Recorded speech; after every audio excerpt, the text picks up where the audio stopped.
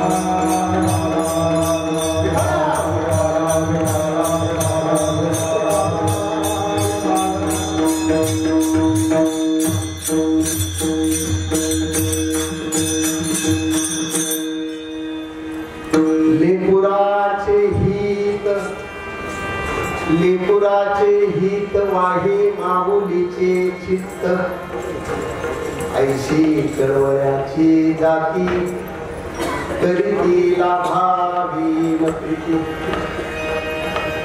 पोटी भार वाहे त्याचे सर्वस्व ही साहे ऐशी कळवळ्याची जाती करीतीला भावी प्रीती तुका म्हणे माझे तुम्हा संतावरी ओझे ऐशी कळवळ्याची जाती करीतीला भावी प्रीती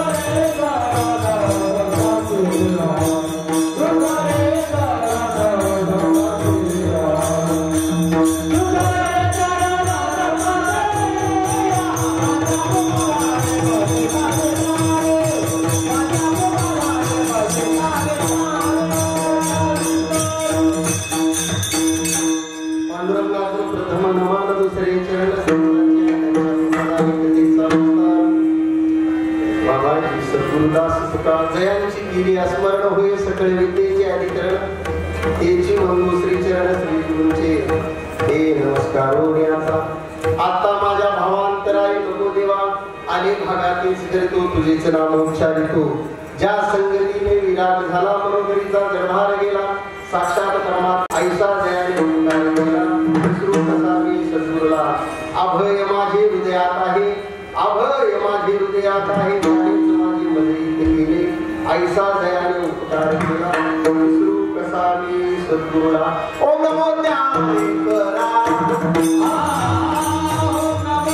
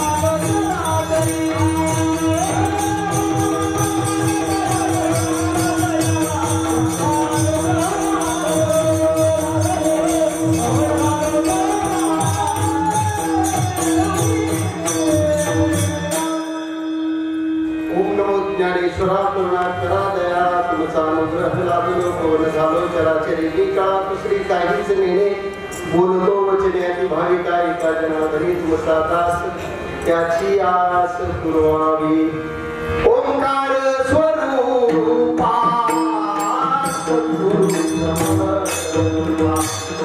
ओंकार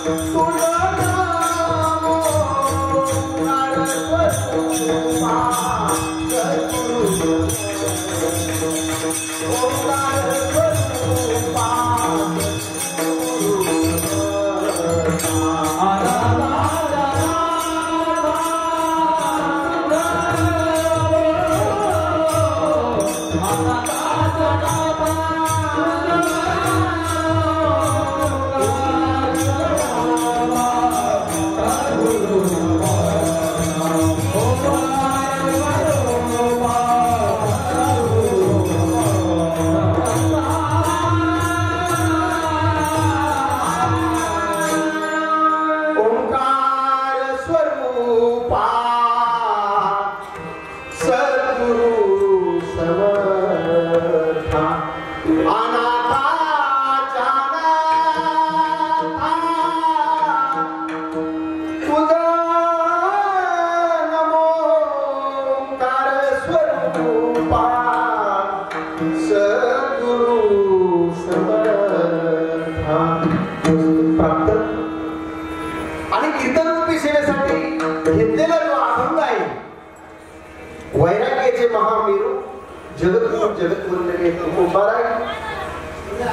यांचा 4 चरणांचा अभंग आहे. संतांचं महत्व सांगणार आहे. संतांचे तुमच्या आपल्या जीवनावरती काय उपकार आहे हे सांगणार आहे. संतांचे उपकार सांगितल्यानंतर त्या जीवाचे संतांवरती असणारे कर्तव्य काय आहे हेही अभंगात सांगितलं. विठ्ठल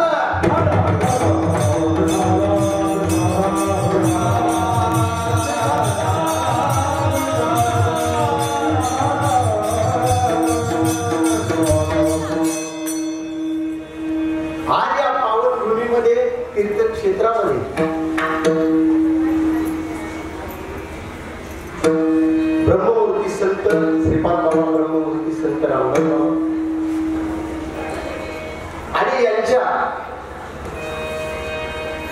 पुण्यतिथी निमित्ताने नवे नवे भगवान प्रभू श्री रामचंद्र यांची काल काय होती प्राण प्रतिष्ठा होती आणि त्या निमित्ताने आलेला हा सगळा जो वेळ बसवण्याचे काम साधू संतांनी केलं. बारकाईने जर विचार केला ज्याने मला सेवा करण्याची संधी दिली तुम्हा संत माय बापाने ज्या कृष्णे त्यांच्या पायाचा तर सेवक आहेच, ऋणी आहे. पण ज्या संतांनी इथपर्यंत उभा करण्याची जे काही परिश्रम केले असतील 21 वर्षामध्ये अनंत उपकार करून ज्यांचे आमच्या जीवनावरती असे महान उपकार आहेत. नगरभूमीमध्ये गावाचा जर विचार केला तर गुजरात बॉर्डरवर गाव आहे. कोणाचं गाव गुजरात बॉर्डरवर आहे? संत नामदेव बिलाडे. संत श्रीपाद बाबाचं गाव कुठं आहे? कुठं आहे मला? कुठं? कळवण सटाणा. आपांचे जे जामीनदार आहेत हरिभक्त परायण भागडे बाबा आणि हा त्रिवेणी संगम कुठं एकत्रित आला? कुठं आला? आणि काय केलं येऊन? आता जे दिसतंय ते केलं का? ज्यांना काही दिसतच नाही ते केलं. विठ्ठला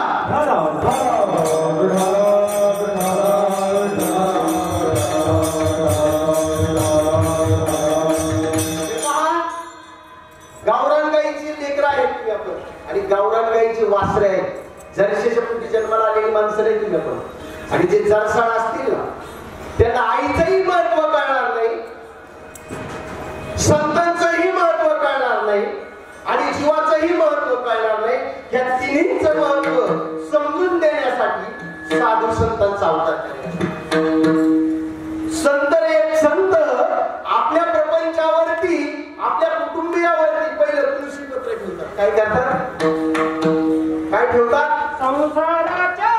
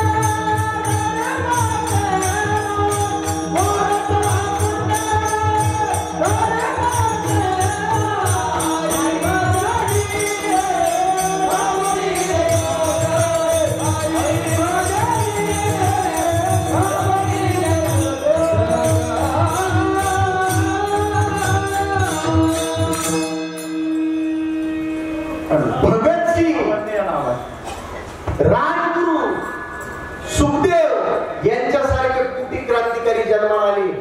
विरळे कोणाच्या? बाबांच्या. कोणाच्या? बाबांच्या. आणि काय केली? धर्माची क्रांती केली. त्यांनीच म्हणावं धर्माचे पालन.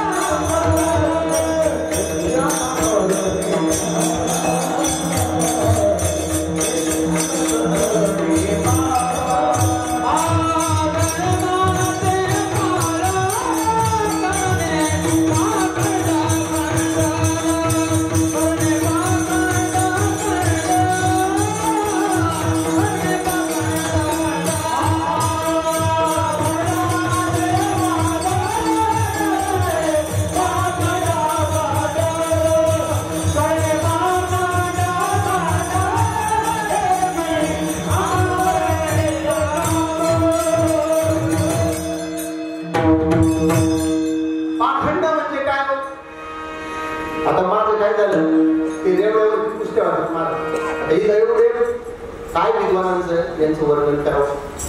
अरे ह्या महाराष्ट्र भूमीमध्ये या परंपरेला असे रत्न लाभलेले आहेत. माझी रेवड्यावरती पुस्तक दिली गेला एवढे महान आपल्या मालिकेमध्ये एवढे महान रत्न आहेत. आणि पाखंड म्हणजे काय?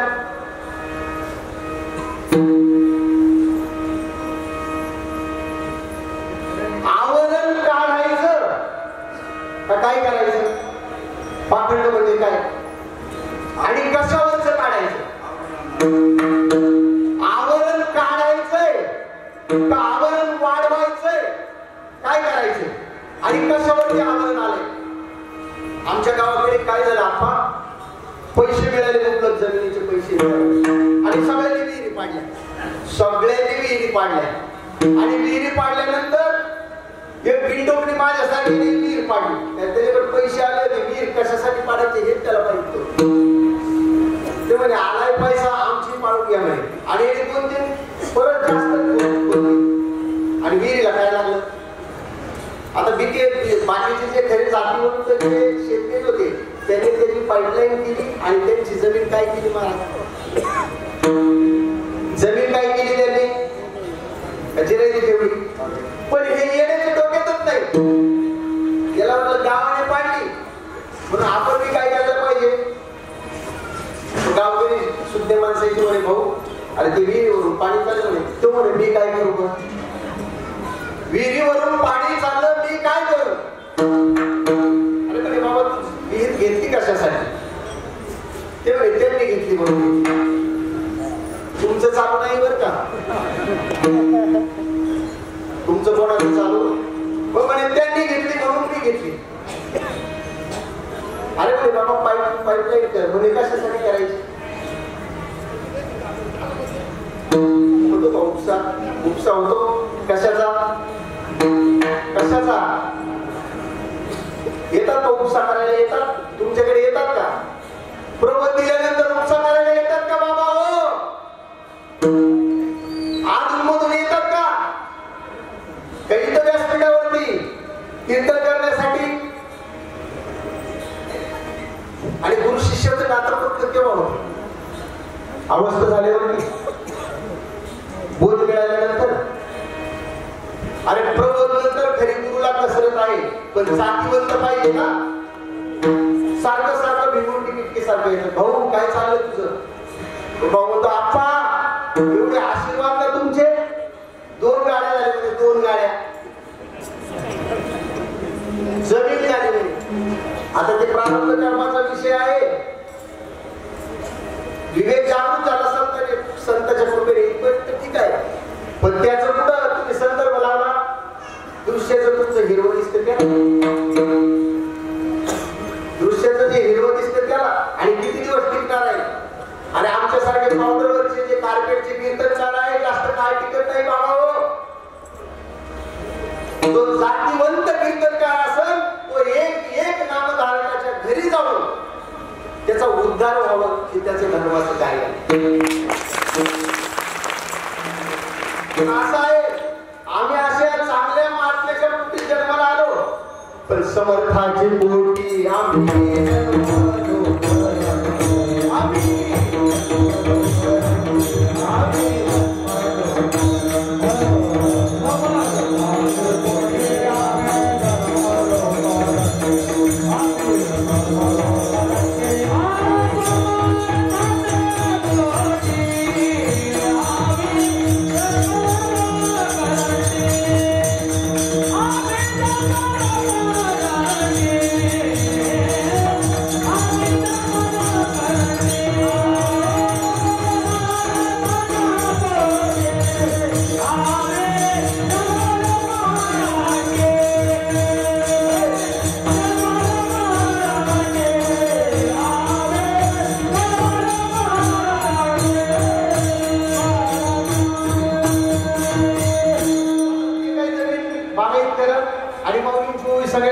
पृथ्वी दाणी भरली आहे. मायाळवीन प्राप्ती नोहे तैसे गुरु कृपाला हे आत्मा स्वयं सिद्ध. आणि आपण म्हणतो भाऊ अरे नाम द्यायला जन्माला यायचं म्हणे. जन्माला यायचं लगेच उलटी बाटली होती. कोणी विचारतं जाऊ? अरे जे खरे जाणते महात्म्य आहे तोपर्यंतच तुम्हाला आपल्याला साध्य करता येईल बाबा. हो आपण म्हणतो भाऊ एक जणाला एक अचानक पैसे आले म्हणे. त्याने आंबे घेतले, शेतीमध्ये आंबे होते आणि त्याने काय केलं, गावची यात्रा होती म्हणून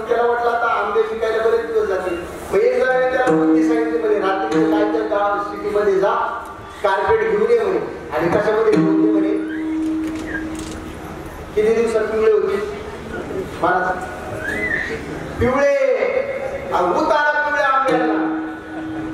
पिवळ्या आंब्यांना काय झालं? पण किती दिवस पिवळे आंबे टिकत नाही बाबा. किडे पडतात आतमध्ये, वरून दिसतात फ्रेश, आणि ते फ्रेश आंब्याच्या तुम्ही आपण नादी लागलो. विठ्ठला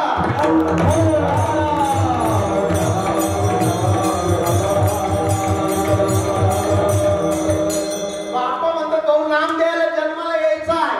म्हणलं बाप्पा तुम्ही आमचे गुरु आहे. सहज बोलता बोलता मग त्या दिवशी आम्ही गेलो. आपण सांगितलं बाबा की जेथून चराचर हरीश अव्यक्त निराकार चालू होता. आपण सहज आपण घंटाला म्हणजे सुप्त होता. आता काय झालं म्हणे, नाद प्रगट झाला. हे शब्द येतात कुठून कुठून शब्द येतात, पण शब्दाच्या सिद्धीमध्ये गुंतले बाबा. कीर्तनकार प्रवचनकार म्हणतात महाराज असा पठ्य कीर्तन करतो म्हणे चांगले चांगले नादी लागत नाही. कोणाच्या कोणाच्या? आता हे संतांची चाकरी आहे, संतांचे पाईक आहे. संतांना आपल्या शरीराची जोडे बनवून त्यांच्या पायात घातले तरी सुद्धा अनंत जन्म उपकार भेटणार